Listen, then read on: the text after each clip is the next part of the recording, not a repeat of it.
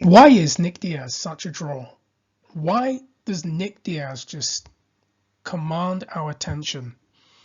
You know, it's a few days off before his scheduled fight with Robbie Lawler.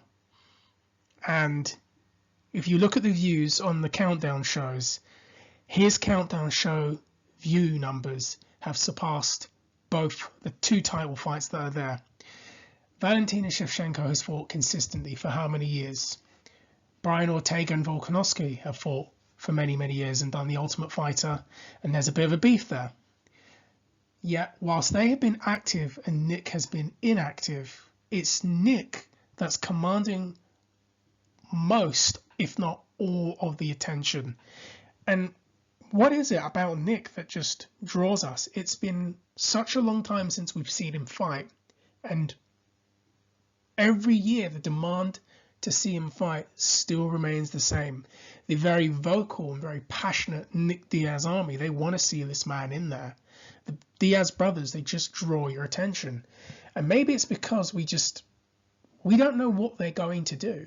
I mean, the image right here was after the Frank Shamrock fight in 2009 in April. I remember that fight because I remember the build up for that fight. And we got a lot of Frank trash talking, and we got a lot of Nick giving him the finger and telling him to go screw himself, because I had to be very careful what I say on YouTube, and coming off as the young, brash, disrespectful, anti-establishment, anti-authority rebel. And then at the very end of the fight, Nick picks him back up, raises his hand and says, "Stand up, you're a legend." Nobody could have predicted that, and not one director could have scripted a better story, a better way to end that, because it was a passing of the torch, because a lot of people compared Nick to Frank. And then we go to this famous image right here, where remember when Nick fought Anderson Silva and Nick had been away for some time because I don't think he particularly liked the way the sport marketed him.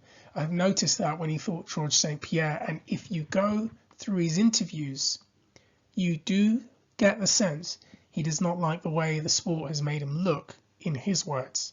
But we go to the Nick Diaz versus Anderson Silva fight in 2015, and again, despite the fact that Nick had lost a fight against George St Pierre, and despite the fact that he lost a very close fight with Carlos Condit, we were still intrigued to see what he was going to do next. And he fought Anderson Silva. And throughout the build-up, there was nothing too crazy being said. There was no real trash talk or anything of that nature.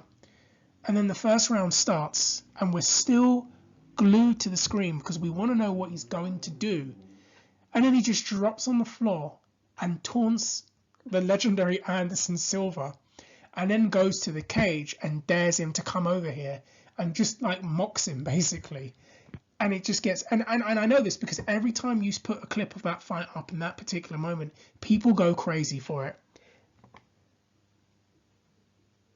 And then you see great fights. So I'm talking about the character stuff and the persona, or how he is when he's out there and the things that he's going to say. But then you go back to some of the fights, and this one here, everyone remembers the classic one-round fight, Nick Diaz, Paul Daley in Strikeforce, just around the time Strikeforce had been purchased by the UFC, and Nick fought Paul, and it was like the two of them went into deep, deep waters. They were throwing bombs. Paul Daley, who has a career built and just blasting guys into the middle of next week, and they don't call him Semtex for nothing.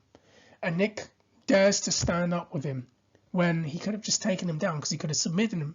But Nick stands with him, and it's that volume, and he just wears on the guy's body with those punches to the body. And it was a complete wild and crazy fight in a great way. And that, in many ways, I think, enhanced Nick Diaz in the modern age in terms of superstardom, because everybody wanted to see him fight George St Pierre. And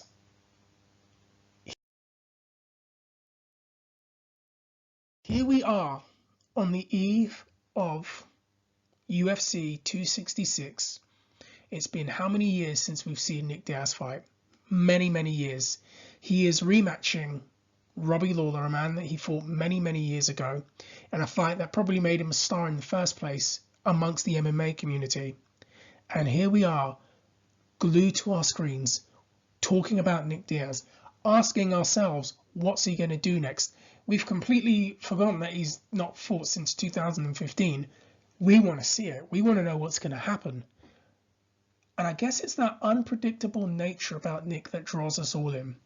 That unpredictable nature, that enigmatic aura that he has about him, that just keeps us watching.